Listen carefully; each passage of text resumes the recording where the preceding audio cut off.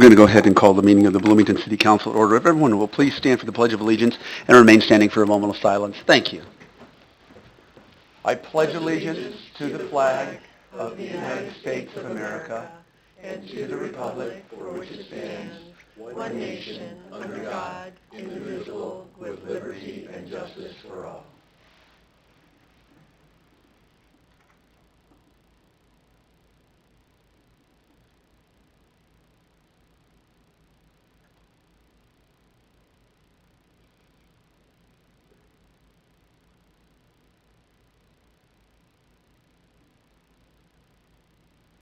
Thank you very much.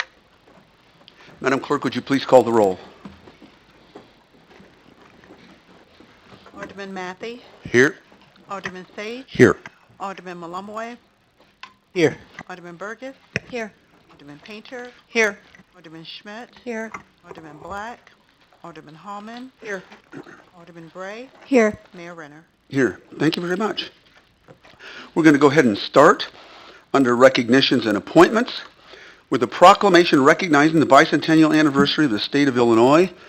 And I want to thank Mayor Pro Tem Karen Schmidt for coming out.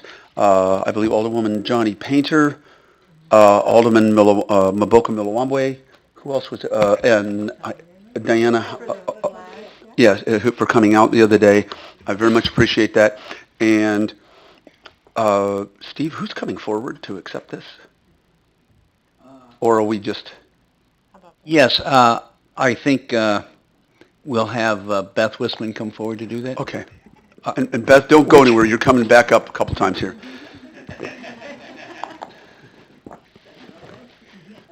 Please, come on up. Proclamation, Illinois Bicentennial.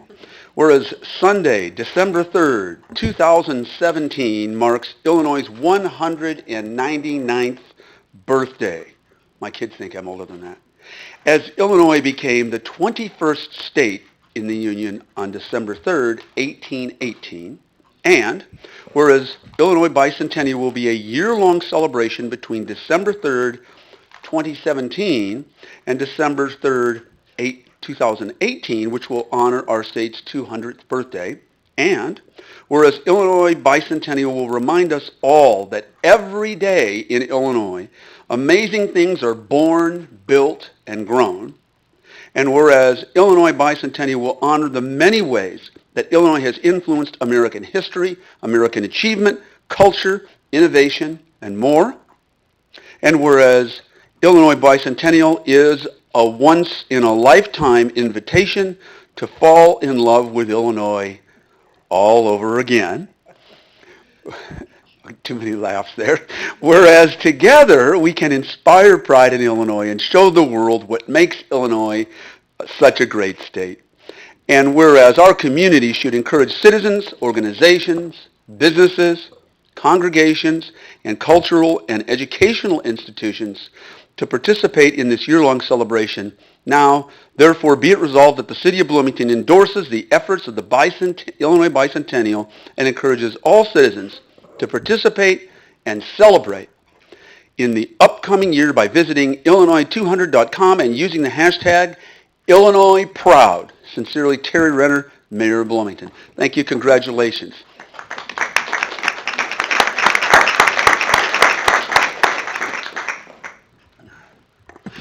Next, I wonder if the people whose names I call will please stand.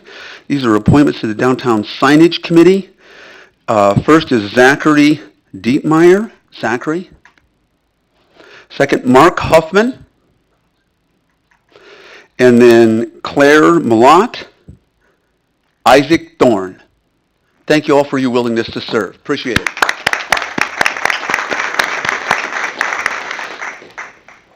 And now, there was very, very few times as mayor where you get to do something really, really, really, really cool and special.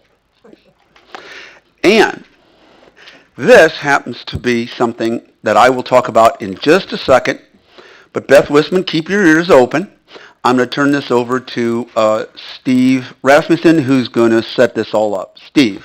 Thank you very much. An interesting historical fact came to our attention here a couple of weeks ago, and that was Nancy Emmerman, who's the manager of the Heartland Bank downtown, was cleaning out some boxes down in the basement of the bank to try and clean things up, and she found the original abstract of title for the David Davis property dated 1919 with some other interesting things in it, and I'll let the mayor take it from there. And then what happened, yes, and then, so she found that, and so she came across the street to our downtown development division is, and Tricia Stiller, raise your hand back there, was there, and she brought the documents into Tricia, and that's how it came to our attention.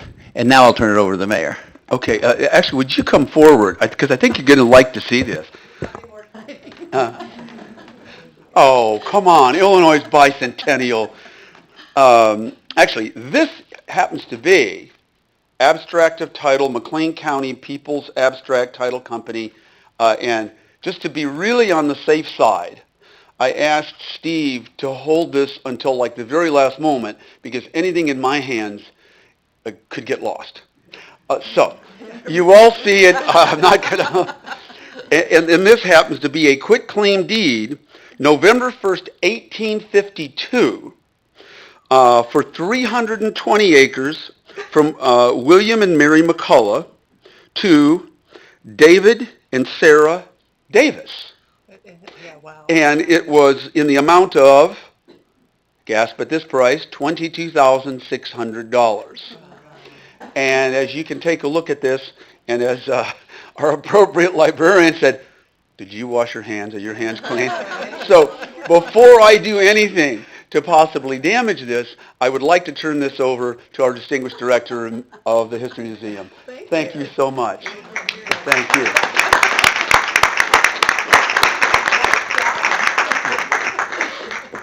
Okay, now we move to public comment, and then just to be clear, if you can get in touch with your public officials in any way, you can certainly call us, you can email us, you can come to the mayor's open house where we can have a little, more, some give and take.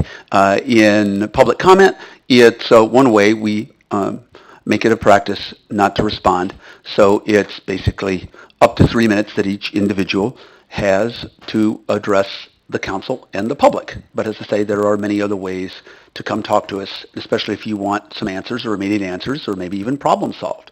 We're going to go ahead and start with Patricia Martin. Then we have Elizabeth Gruber and Scott Steimerling.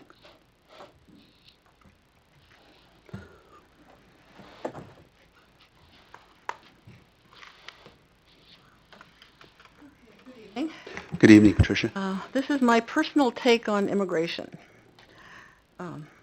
The problems and promises of immigration have been in the news consistently for some time now and affect all of us here too, as we well know. Our city was founded by immigrants. My own family came from Germany in the early 19th century and Norway in the early 20th century. I grew up with a mother and uncles who told me stories of a childhood spent on a mountainous island in the Arctic Circle. And I developed a strong pride in their background and culture that would later emerge during critical instances in my own life, even after their death. And for family members like my grandparents, who were elderly when they came here, their culture served as a final link to a country that they would never see again. We are giving our present immigrant population a place in our society, and we should be proud of this. But we should also be proud of them, for they are giving us their abilities and talents, which we will continue to use to build our society. Moreover, they are also giving us their culture, sometimes different, sometimes even unusual to us, and we must respect them for this and not deprecate it, for ultimately it will become part of our culture too.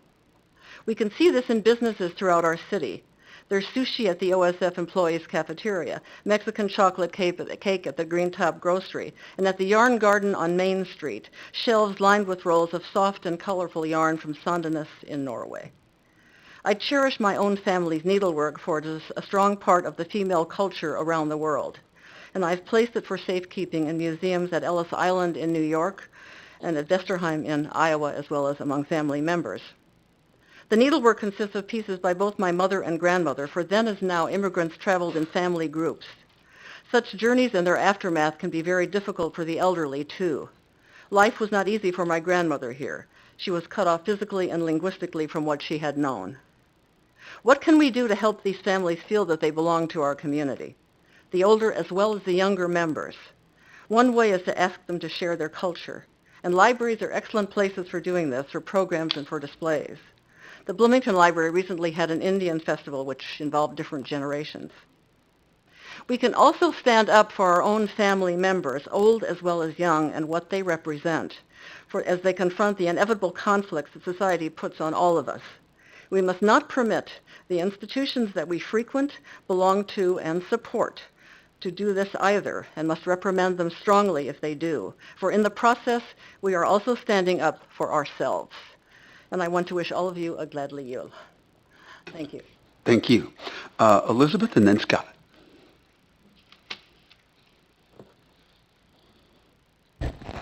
Elizabeth Gruber, and I have to apologize. I've been out of town for about a month, and I was even in Havana, Cuba last week, so I may not be right on point with what you've been discussing. And I also want to apologize because whenever I come to this council, my blood pressure goes up at least 20 points, and I can already feel it rising.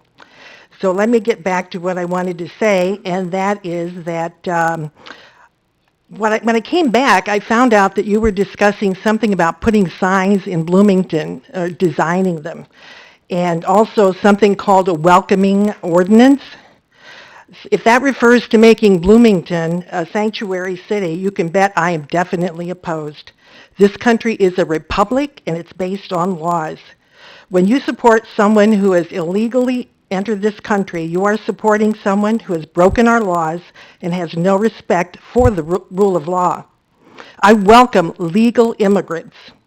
And I guess I've already told this story before. I am a legal immigrant. I spent the first 3 years of my life in a refugee internment camp waiting for a sponsor. And we were fortunate that the Presbyterian Church in Geneseo, Illinois brought us over, sponsored us, found a job for my dad, housing. And this is before we had welfare and Obama phones. Basically, they did it because of their Christian faith. You, along with the Chamber of Commerce, want to flood this country with people for low-paying jobs that basically used to go to high school students and college students. We need to vet these people that are coming in and bring the ones that will actually promote this country and make it greater. My real objection to this city council is that your purpose is to meet the needs of the local taxpayers you represent. Your fiduciary responsibility is to us, not people who at this point have contributed nothing but broken our laws. How about spending your time on the financial losses of the Coliseum, the BCPA, the zoo, spending money on illegal plane tickets? So easy to say, let's do some feel-good things like a welcoming ordinance or put up some signs. But does that really help our city? It's basically, we're going down a financial abyss. The state of Illinois, we know, is going bankrupt, and Bloomington is right after that. So I think it's easy to discuss all these little things that really don't affect, but not deal with the issues that you need to deal with. If it weren't for people like Diane Benjamin or the Edgar County Watchdogs, we wouldn't even know some of the things that are going on, the waste and the incompetence. So stop wasting our money and get back to reality, which is a bankrupt state and soon a bankrupt city. Thank you. Thank you. Scott Steimerling.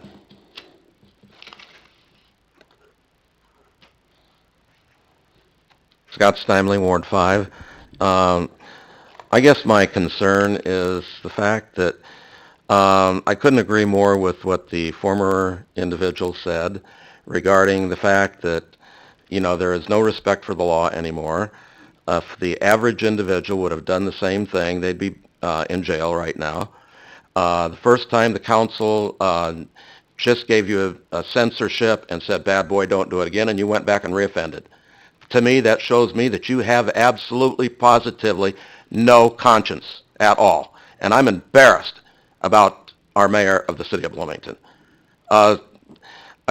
On another topic, I feel that the roads in this town have been neglected for so long. It has gotten to be absolutely pathetic. And again, when you enter Bloomington, they say, welcome to Bloomington, home of the potholes, rotten roads, high taxes. Terry, you seem to take every cotton picking thing and add another tax to it. That's the way out. Tax, tax, tax, tax, tax. And people have just about had it. You know, the majority of the property taxes go to the school district. True. But you can't tell me that there is nothing that goes to the city of Bloomington, because that's a flat-out lie. Until Mr. Rasmussen came on board, the city, when David was here, the city administration, they wanted to just close the door, and they didn't want to be bothered. You know, it's too bad that we didn't have Diane Benjamin around long before and bring all this dirt out that the average individual did not know existed. Thank you. Thank you. We're going to move on to the consent agenda. Any items that any member of the City Council would like to remove for discussion or for other reasons that are listed on the consent agenda? Alderman Matthey. 7J, please. 7J as in J. Right. J as in J. That wasn't the best thing. Jack. Okay. 7J. Any other items? Okay. Seeing none, is there a motion to approve the consent agenda as presented with the exception of item 7J? So moved. Moved by Alderwoman Painter. Is there a second? Second by Alderwoman Schmidt. Any further discussion? Okay, if you'll go ahead and vote. Thank you.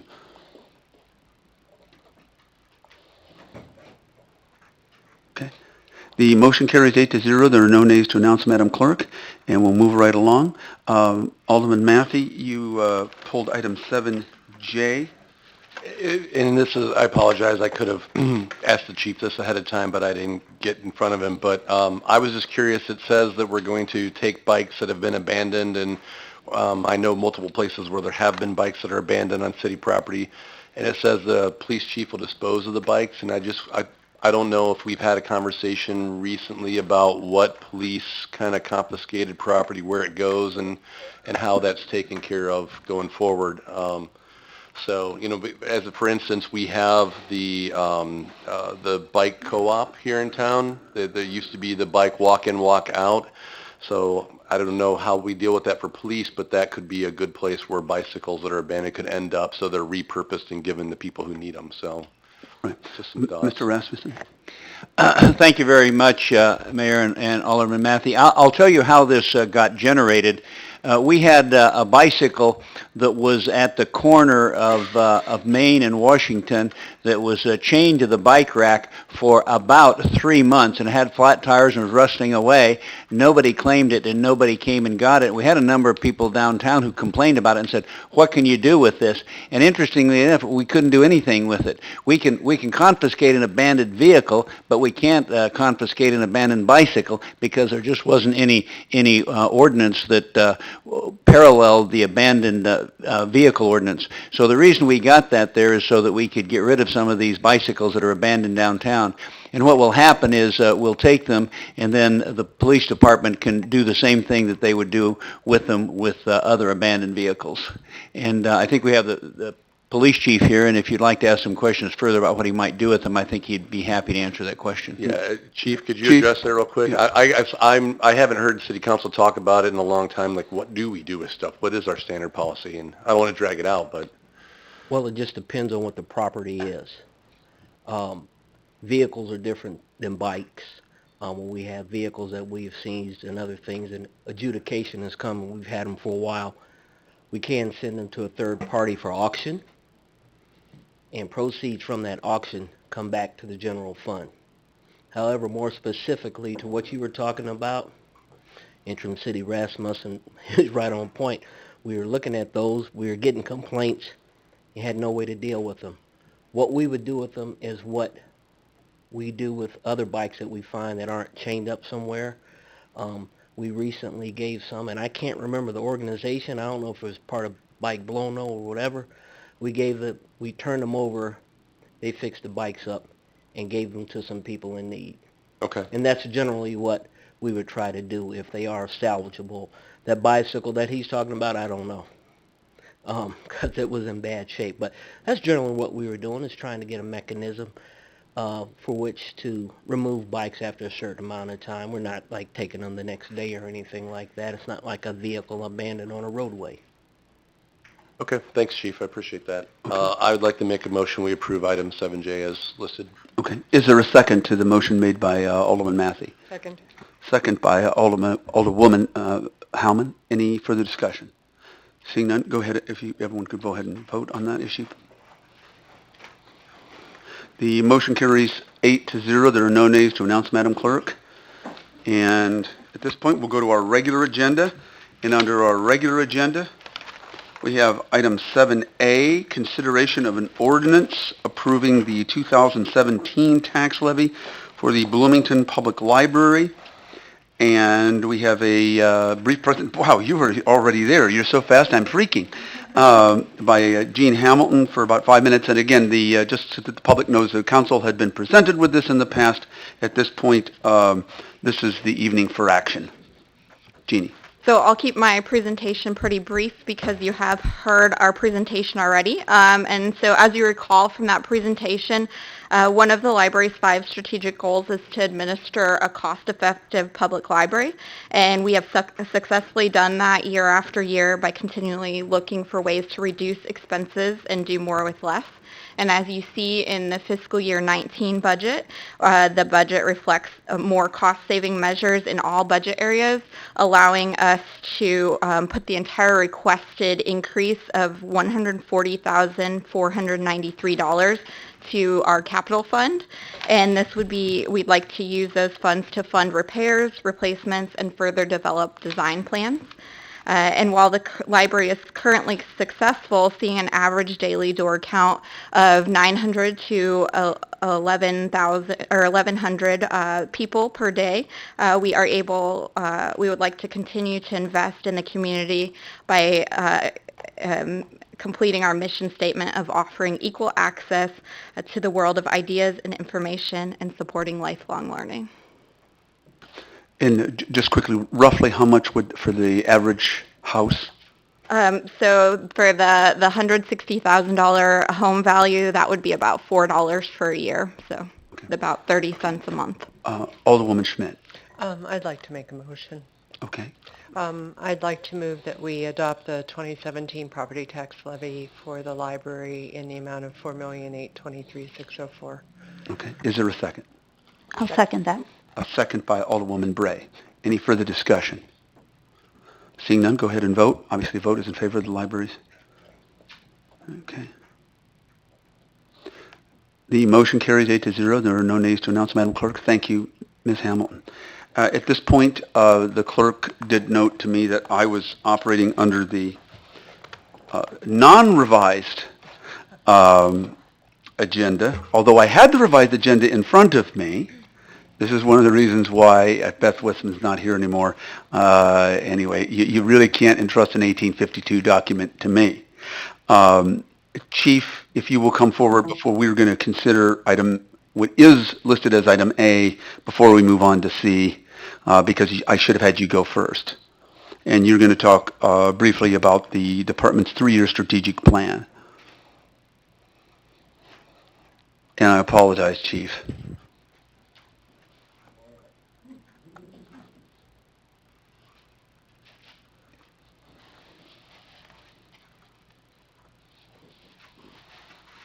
Good evening, council and citizens. Basically, what I'm going to do, you received in your packets, and just kind of briefly go over our 3-year strategic plan. Basically, our playbook, if you will, for the next 3 years in regards to the department.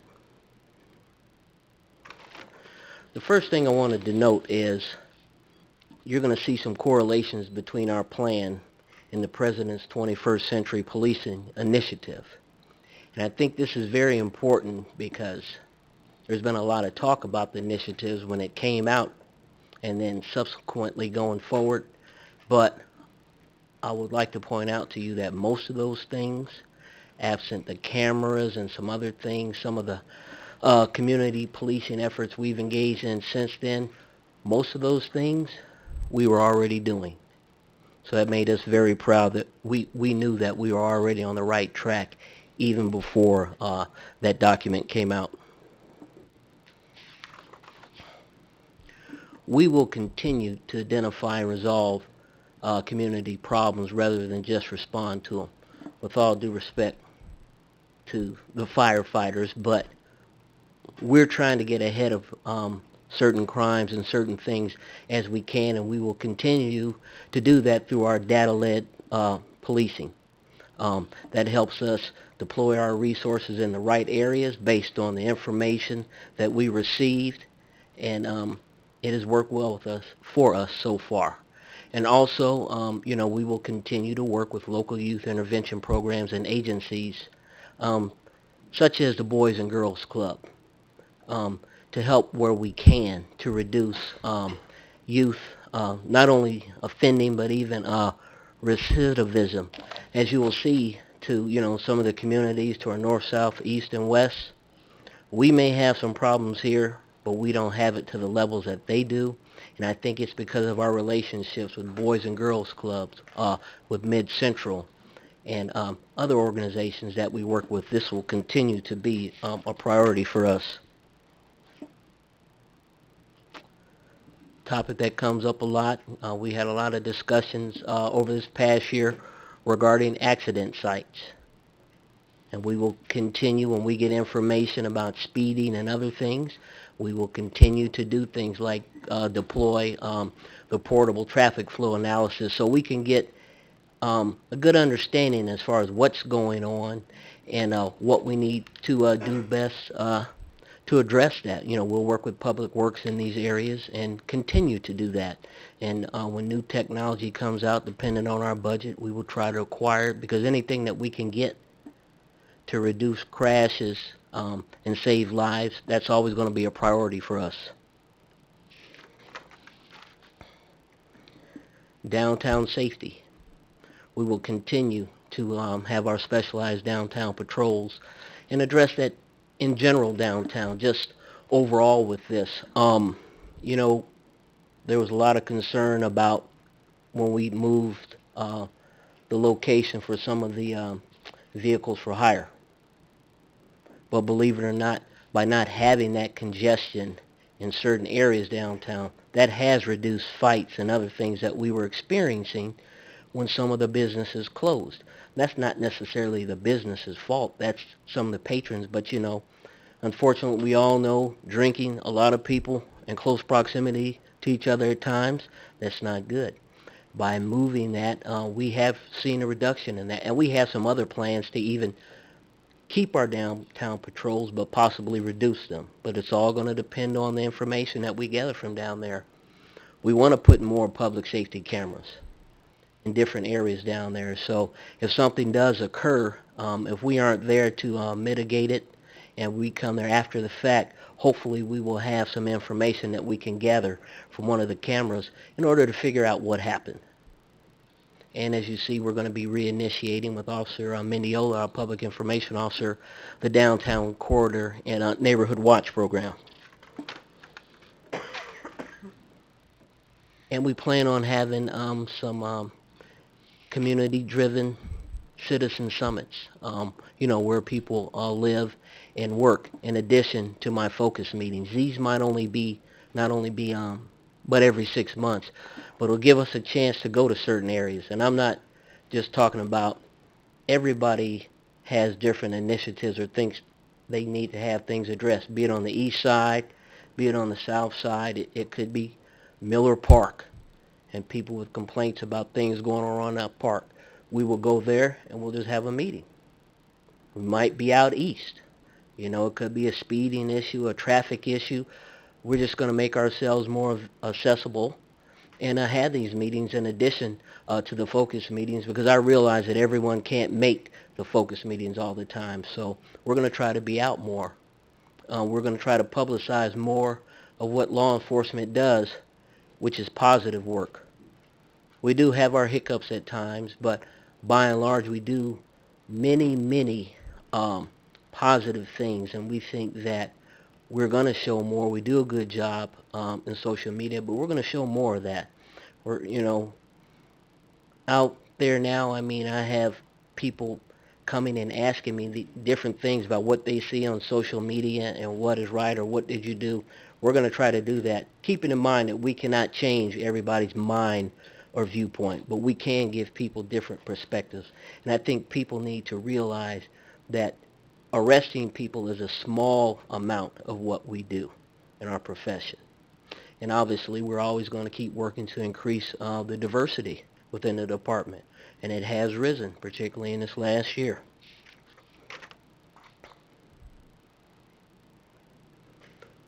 Our records and digital storage, it's getting dated, very dated, particularly our record system.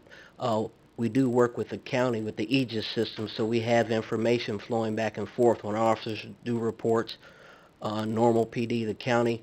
We all work together with that, but that system is getting dated, so we're going to have to work with them and work with our own records keeping, and also digital storage. That comes into play because of the body-worn camera testing.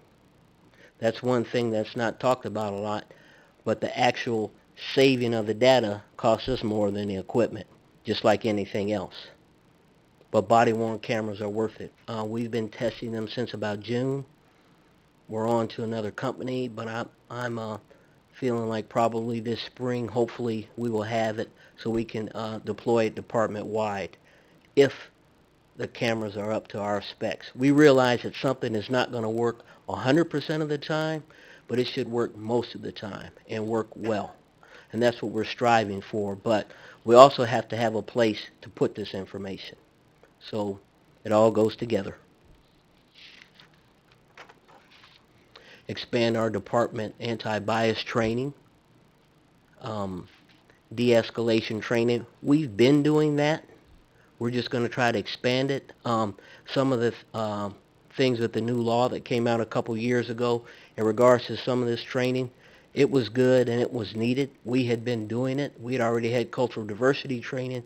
We have some de-escalation training when we have our regular in-house training, be it firearms, be it the PPC training, which is control and arrest tactics. We have that. We're going to expand it. But what people don't realize is that sometimes when laws are made, they don't tell you which courses are actually certified or which ones that will really count.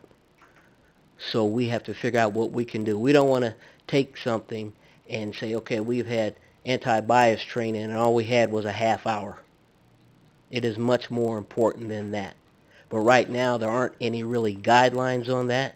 So we've been sending some officers to get some training on both of these subjects, and we will do them in-house in addition to having other training at other places. And we're also going to put together a critical incident review board to review major incidents. We kind of do that right now with fire. We did one, unfortunately, after the Brittany Court incident, and we kind of have some debriefs, but we think we need to do it a little more often with some.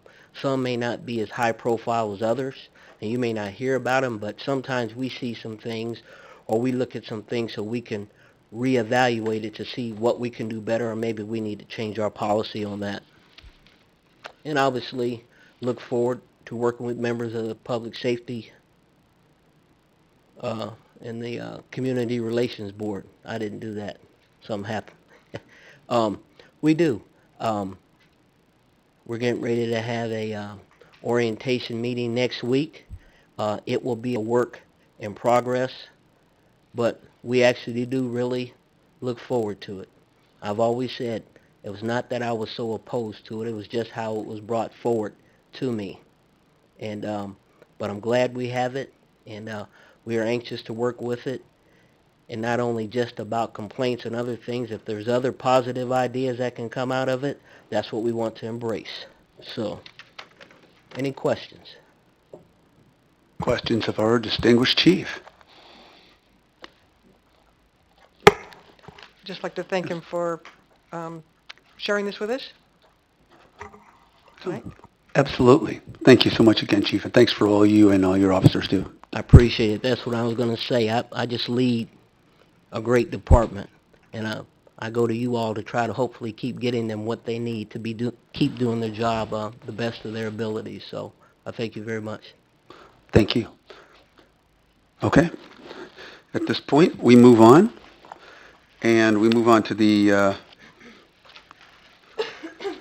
item C, which is consideration of an order in approving an ordinance for the 2017 tax levy for the city of Bloomington. And we have a brief presentation by Patty Lynn Silva, our finance director, and then a brief council discussion. Patty Lynn, good evening. Good evening. I just wanted to just point out a couple things in on mine. The property tax levy for the city is not going up. And I just wanted to remind you that we took a conservative approach on the EAV estimate because of the new disabled veterans exemption. So we do anticipate, oh, thank you.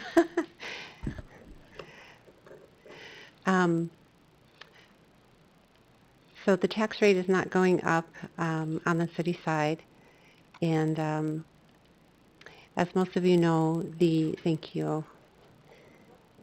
Just wanted to show a couple visuals. One of them is always that dollar bill. And so that people understand that the vast majority of their property taxes do not come to the city. I need to make this a little larger. I always think that's important to point out. We get a lot of questions on that. Quite a bit of the property tax goes to public safety, which is important, as Brendan just pointed out.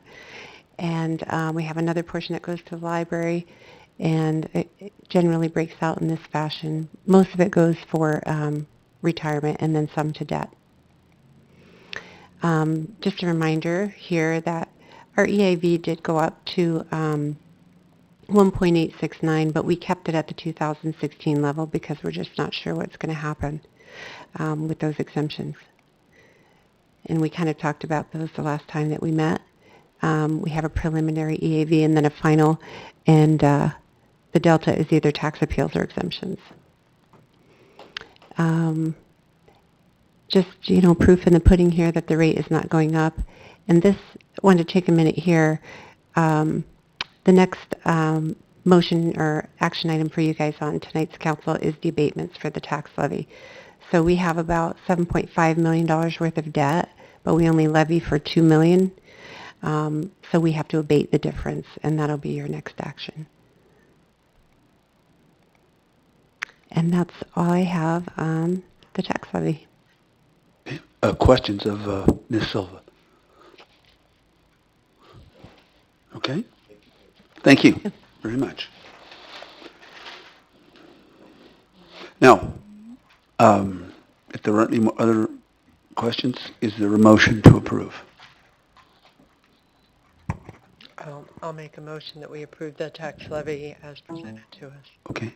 Motion to approve the tax levy as presented by Alderwoman Schmidt. Is there a second? Second. Excuse me. Second by Alderwoman Hellman. Any further discussion? Seeing none? Okay. If you go ahead and vote. The motion carries 8-0. There are no nays to announce, Madam Clerk. And then we move on to item D, two resolutions approving the abatement of property taxes totaling $5,415,932. And the recommendation is that the following two resolutions be approved by the mayor and city clerk, be authorized to execute the resolutions.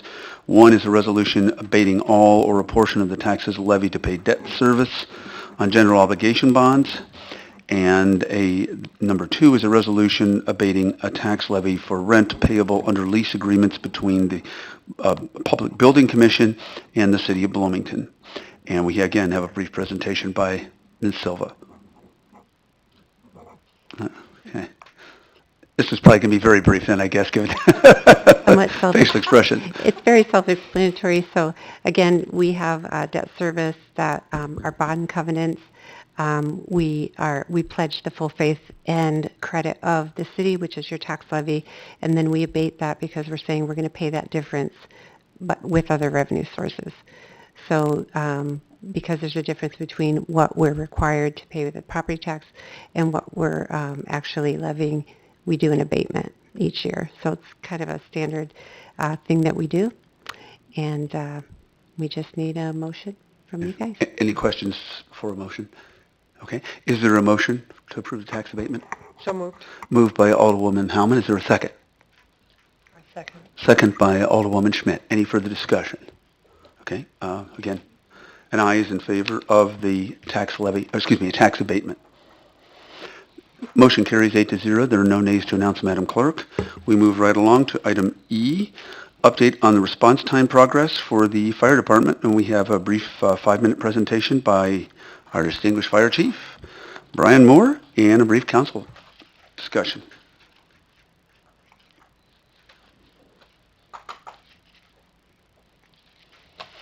Oops. Okay, thank you, Mayor and City Council. So in August, I presented the strategic plan to the council meeting. And tonight, what I'm going to do is just give a progress report of where we stand today. So the histogram that I have in front of you is going to show from 2016 to 2017 how we've made improvements. There have been a lot of things that have been put into play. We changed the fire districts. We changed response plans. There have been, all the protocols have been gone through with dispatch. There was a significant change that was done in December of 2016. So the timeline, it says 2016 response, EMS response, but in actuality that goes from December of 2015 to November of 2016. We wanted to do that to show the what happened with that change that we made in December of 2016. So the 2017 includes that December of 2016 information. Of course, our benchmark is the 6-minute response time, and our goal is to be doing that at 90% of the time.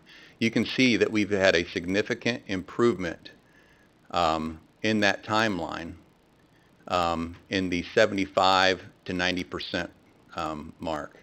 Are we where we want to be? No.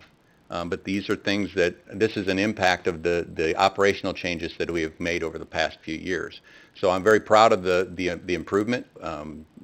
This has been basically done on policy and deployment plans that we've been able to make this improvement. Pretty fast there. In terms of fire response, this is the data is on the same timeline. We're still looking at December to November for each year there. Again, we're seeing an improvement. If I don't touch that, sorry about that. Let me get this out here. We're seeing a significant improvement yet, but if you notice, if you look at the 90th percentile, we actually slipped the 90th and 95th percentile. Again, the busier we get, the less we're available. So I talked about unit hour utilization, and the sweet spot on that is you don't want a unit utilized more than 30% of the time. I've talked about Medic 1, it gets upwards of 50% of the time unit hour utilization, which when that happens, it's not reliable in that district. When that happens, we have to pull an ambulance from another district. So the protocol that we changed back in December of 2016 was we automatically added a fire apparatus if we had an out-of-district dispatch. So if there was an ambulance out of District 3 and the call was in District 3, an engine or a truck was automatically dispatched. That way we could get a unit on scene to stabilize the patient and initiate patient care, right? So that's how we've been able to have that impact to reduce those times. However, with that, you're going to see on the next slide that we've had a negative impact on runs. So a little definition here. So an incident is when a citizen calls 911, they have an emergency, an incident is created, a resource is dispatched. Comparatively, a run is if for one incident you might have one run or you might have 5. So for instance, an EMS still, you're going to get 1 medic unit on that. So for one incident, you're going to have 1 run. An EMS full still, you're going to have a medic, an engine or a truck, an EMS shift supervisor, or a battalion chief. So upwards, you could have 3 runs for that particular incident. For a fire call, a fire still alarm, you're going to have 1 engine company or 1 truck company. For a structure fire, you'd have a full still, where you'd have 2 engines, a truck, a medic unit, and a battalion chief. So you'd have 5 runs for that call. Well, just as I was talking earlier, the situation that happens when we have a medic out of service in a particular district because it's already on a call, now we're automatically dispatching an engine company. So for that call, we're going to have 2 runs for that incident. As you can see, although we've seen 69 calls, an increase of 69 calls in this time period, and again, we're still looking at the same time period of December to November. It's not the actual calendar year, but we've had an increase of almost 3,500 runs associated with that change. So again, it's having a positive impact on our performance, or our response times, but a negative impact on unit hour utilization. So again, I showed the scatter map before. This is the entire city of Bloomington, and it shows our response times in less than 6 minutes. This is when we're meeting our performance benchmark. Same map when we're not. We know we have a travel distance to that northeast, right? We know that we're going to have a travel distance above 6, 7, and possibly 8 minutes. But the reality is we have that same problem in the central core of our community because we're overutilizing Medic 1. Medic 1 is overutilized, so many times we're bringing an ambulance in from that other. What happens is we end up chasing our tail. Medic 3 comes to fill in for Medic 1, then there's a call in Medic 3 territory, Medic 2 is the next one, and we get out of sync for a while. It takes a while to get back into that. Currently, let's go through this. Again, the history of the ambulance service, I think that the significant thing to note here is back in 1990, we had 2 fire department ambulances, and there was 2 Lifeline mobile medic units that actually roamed the county. One was usually dedicated for the city. So at that point in time, we were under 3,000 calls per year. In 97, we added an additional ambulance when we built Station 2, and we were running just under 4,000 calls. In 2006, of course, Lifeline went out of business. We had 4 ambulances in service, 3 intermediate level, 1 paramedic, and then we had 2 chase vehicles that would respond to upgrade those intermediate ambulances if we needed ALS care. We were running 5,502 calls that year. We have the same 4 ambulances in service today, or last year. We ran over 8,000 calls. Medic 1 handles over 41% of those calls. Again, we talked about that unit hour utilization. So in 1A and 1B, as you see the response districts up there, there was 4,315 medical calls in those 2 response districts, of which Medic 1 was only able to service 3,445. So 870 calls were bringing those units from the outlying areas, from the other response districts. We have a travel distance problem in 3A already. But if we move that ambulance to headquarters to cover that call, now you're responding from 2 station, which is 10 to 12 minutes, 12 at least. So again, the phenomena here is that we are handling way too many calls with Medic 1, and that gets us out of position. So this list is all the things that we've done over the last few years to improve those response times. This is what has caused, has that positive impact. The next step that we need to do is I need to staff that second ambulance. In order to do that, we need to hire an additional 6 firefighters. Now, right now, currently, we're down 11 firefighters. Okay, we have an active list. We have a good hiring list. We hired 7 individuals in November. Those individuals won't count towards manpower until about March. So all the way until then, we're going to be down. I know we're going to lose another firefighter in January, so we're going to be down 12 at that point. We've got a couple in the works right now that we're trying to get on before the academy in January, before that starts. So again, we still are going to be down 3 more firefighters at that point in time. So our current list, it'll be approved by the commission sometime in January, and we're going to have somewhere between 8 and 10 on that list. Again, these guys started this hiring process back in May. So in order to have the best chance of capitalizing off of this hiring group, I would like to go ahead and move forward with hiring these additional staff. I know that within the next 2 years, I've got 10 to 12 guys that could be retiring. So we're going to be constantly trying to catch up and stay ahead of this hiring problem that we've got. We'll be exhausting this list this spring and be back in the process of hiring one more time. So again, we're having a positive impact on those response times, but in order to actually, and I can't say for sure that hiring or staffing that second ambulance is going to get us to the performance measure that we would like to see, but it is going to have a positive impact. By not increasing our minimum staffing, but hiring these additional, what we can do, we're going to have a positive impact on our overtime, because we will cut down on the total amount of overtime. We're above where we should be right now because of being so short-handed. But having those additional staff, we're going to be able to staff that second ambulance more frequently. Last winter, we were able to do it a number of times, upwards of about 30 times. But again, not enough to get all the data that we really need to prove this, this theory. So again, by hiring them, Right now, the other problem that I have is I can't do it with overtime. I had an individual with over 80 hours of overtime just 2 weeks ago in a time period. We forced individuals 10, probably close to 10 times in November and early December for a shift. So at 7 o'clock in the morning, individuals getting ready to go home. We've gone through the list, 70-some people, nobody wanted the overtime. So that individual doesn't get to go home. So that's not good, obviously, for morale, and I can't keep that up. I definitely wouldn't want to call in for peak operational periods at this point in time to staff that second ambulance, because most likely I'd be forcing somebody in, and that's not a good situation to be in. So that's where we sit.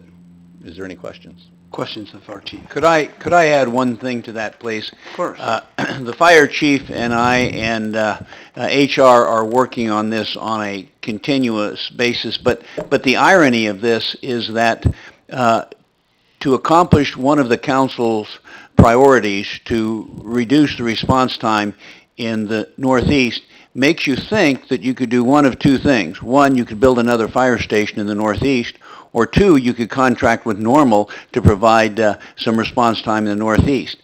What's interesting about it is neither one of those are cost effective and neither one of them are very soon.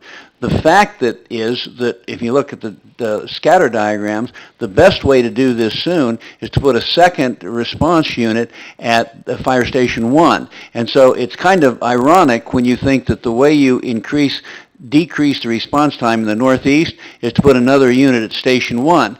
It doesn't seem to make any sense when you think about it, but that's what the data says. And so that's what the fire chief and I are trying to do. Those 6 positions have already been funded in this budget, and so we're desperately trying to put those in service as fast as possible, which will reduce response time citywide. Okay. Alderman Sage. Thank you, Chief. And you moved through one of those slides pretty quickly, and so I was trying to do some math on the fly there. But did I understand that one slide? I think with ambulance runs, we're doing maybe about 60% more runs with the same amount of resources? Is that what that one slide said? Let's see, you were looking at this slide right here. So yeah, and I was, like I said, you blew through that pretty fast, man, but I was just trying to get, so. We've almost doubled. That's noteworthy, right, man? I mean, that's something to really acknowledge and celebrate, and I mean, that's a tremendous accomplishment by the fire department. You know, I mean, so oftentimes we hear, well, you know, government doesn't try to get better. We don't try to improve the things that we do. And here's an amazing example of that. And so, you know, I just say outstanding. Thank you. I do want to highlight that in the Illinois Fire Chief's report on deployment and staffing back in 2013, it was recommending this at that point in time with the call volumes that we were seeing then. And again, the unit hour of utilization of Medic 1 has increased drastically since that point in time. So yeah, exceptional, Chief. Thank you. Alderwoman Schmidt. Just to tag on to what Alderman Sage said, so in 2016, the 8,300 calls, you're also telling us, yes, it's, you know, it's that much bigger, but it's also not sustainable. Right. Correct. What I'm hearing. That unit hour utilization, when you're above 50%, you're not reliable. So we've got to give them some relief, and that's the only way we can keep the outlying ambulances in the outlying districts in the response district to help improve throughout the whole community. Other questions? Alderman Mathey. Chief, one of the things that I noticed on the scattergrams is a lot of, there's definite concentrations. If you go back to the one that's over 6 minutes, there's definite concentrations on places that I think that are either elderly care facilities or retirement facilities, as well as it appears to be mobile home parks are typical high areas over there. And I'm wondering what you think. I know that there are 2 huge retirement centers that are being built off of Airport Road, or off of Tawanda Barnes Road right now.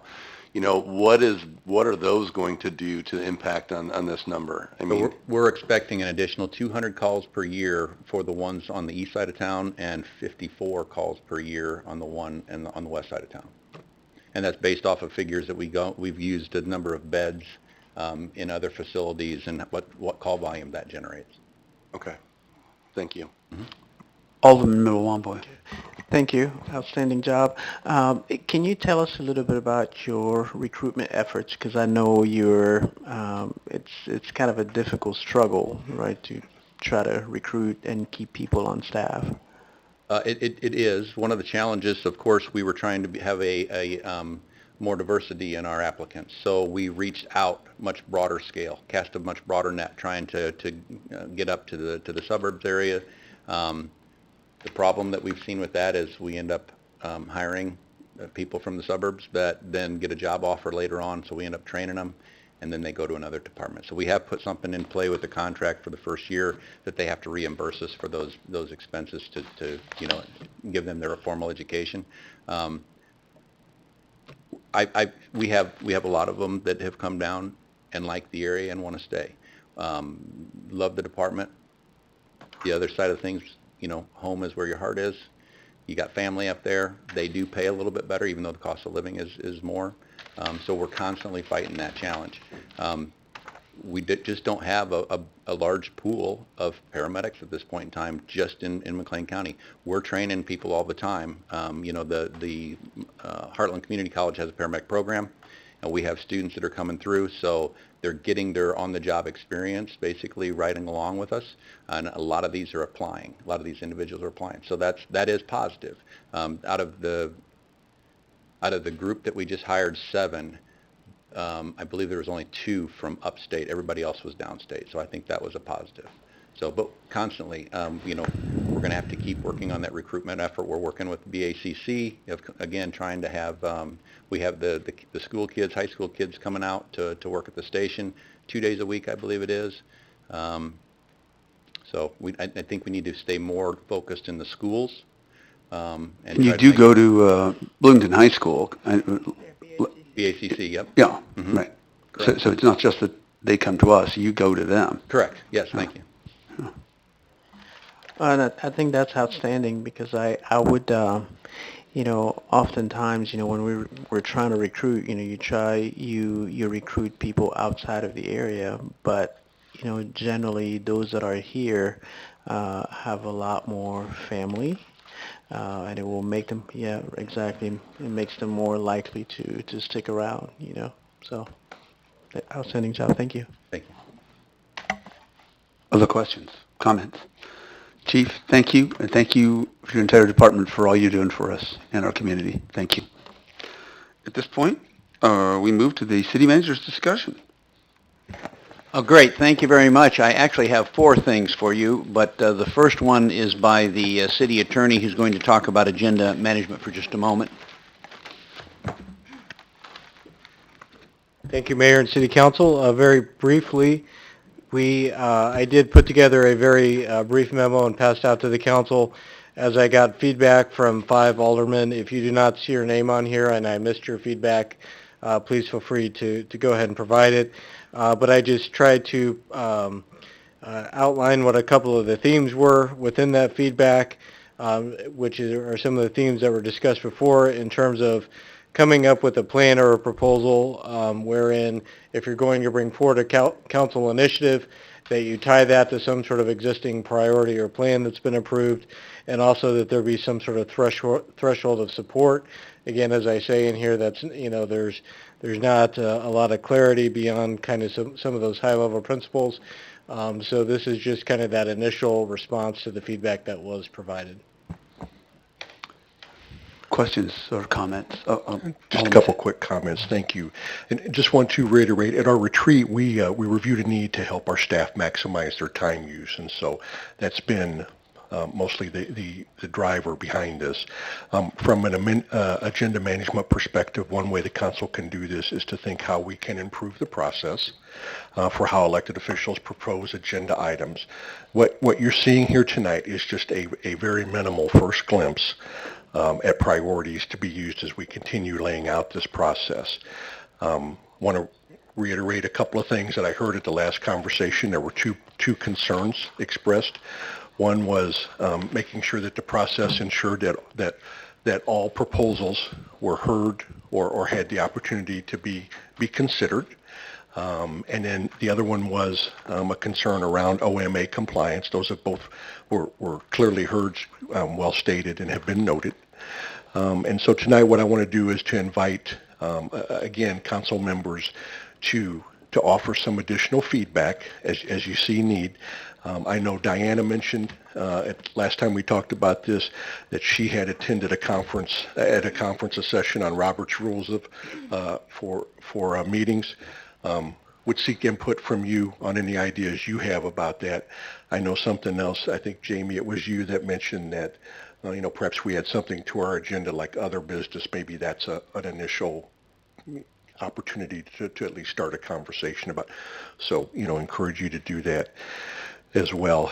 We're going to look at the feedback after that. What I would encourage you to do is to have your feedback to Jeff, any additional feedback by January 5th, okay?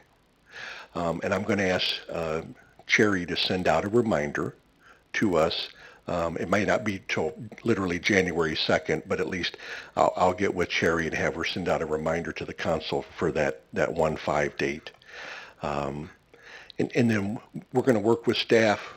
I'm going to share some information with the council as well, but then plan to report back at our January 22nd meeting. Kind of give the next update on that at the January 22nd meeting. So, thank you. Thank you. Mr. Rasmussen. Yes, thank you. And then the city clerk also had a note she wanted. Excuse me, I'm sorry. Alderwoman Burgess. I had a question, but Alderman Sage, if I could just ask you a question afterward. I don't want to take any time now. That's okay. Thanks. Sorry, Steve. Yes, thank you. The city clerk wanted to make a note about the oath of office that has been of some concern. Thank you. Good evening. There was a concern brought forward, I believe, last week regarding the oath of office of the members of council who had received an earlier version of it that had an error, which did not include constitutional language. And so as of this evening, all but Alderman Black has received that oath of office, and once Alderman Black returns, he will then be provided that as well. And so that was an oversight in our office when that occurred because What constitutional language was missing? it was just, if you don't have it, that's fine. I just wondered if you have. Okay. So there was some. thank you. Yes. Oh, okay. That I would support the Constitution of the United States and the Okay. Constitution of the State of Illinois. That was not included with the I see. previous version. I see. Okay. Thank you. Okay. And Jeff, we don't have any reason to suspect any. I mean, this had been an issue many years ago when Barack Obama took the oath of office, and then they it seemed like a kind of a silly thing, but then just to be sure, they re-administered it the next day. I think the Chief Justice messed up a couple words, and nobody really knew anything. There had never been a precedent about, or even if there was a requirement for an oath. But anyway, yep, Steve. Okay, thank you. And the next item is, not that one quite yet, but thanks. Well, we'll... Okay. The next item is that I have asked the council for a special meeting sometime before Christmas to give you an overview and a preview of the budget. And I've been asked by a number of councilmen to be able to see the budget in a big overview and see the whole thing at one time early on in the process.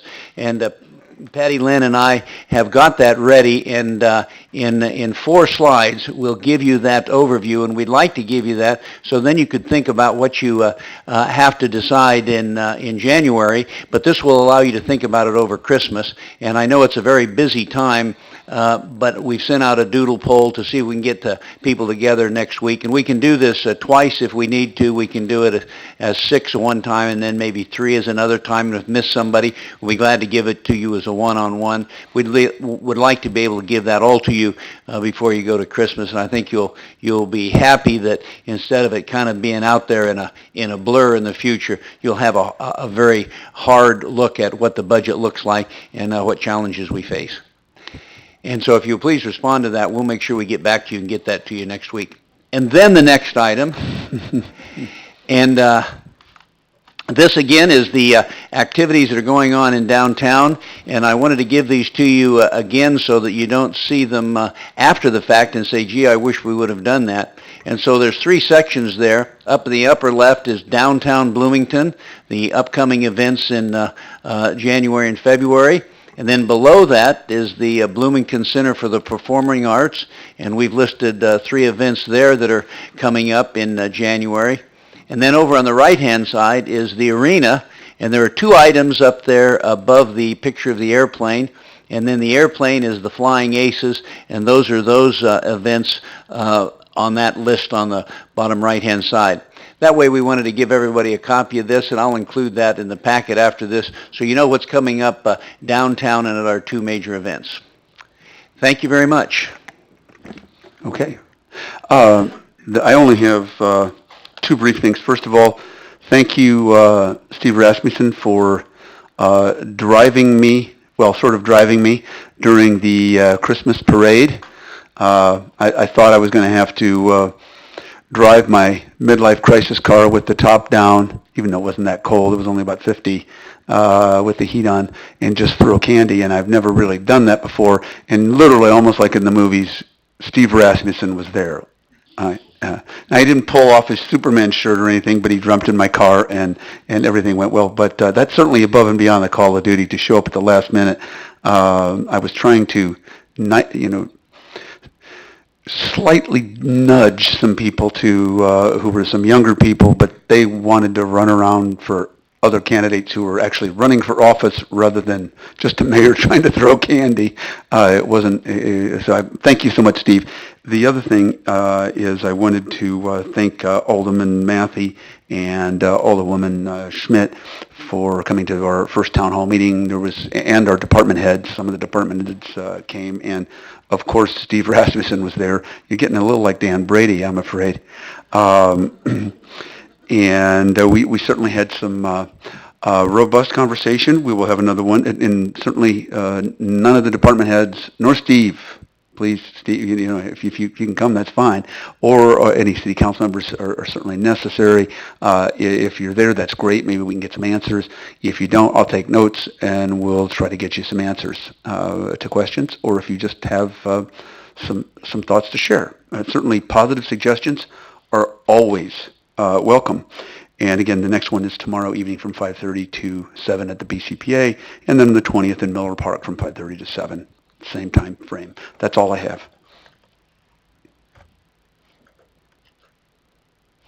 Aldermanic comments. People want to get out, I guess. We're speechless. Okay, is there a motion to adjourn? Moved by Alderwoman Schmidt and second by, I'm looking at Alderwoman Bray. I can always count on her for a second. Second. All in favor signify by saying aye. Aye. We're adjourned. Thank you so much. Wow. We got out. Hour and 10. I will be there tomorrow, but ARC has